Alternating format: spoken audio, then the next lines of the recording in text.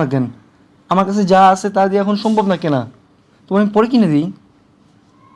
পরে কবে কিনা দিবা? যখন আমার শখটা অন্যজনে পূরণ করবো তারপর কিনা দিও না। তুমি তো চাইতেছো আমি অন্য পুরুষে আসক্ত হই, তাই না?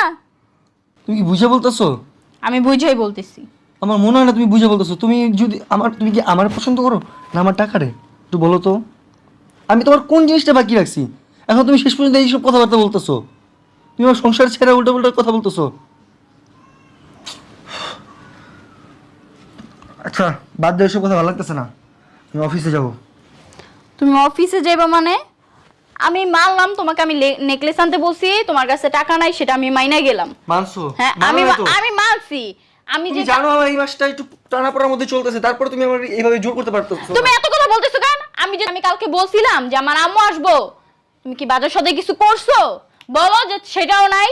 আর নিজের মায় যখন খাইতে চাইবো ভালো মন্দ তখন তো ঠিকই টাকা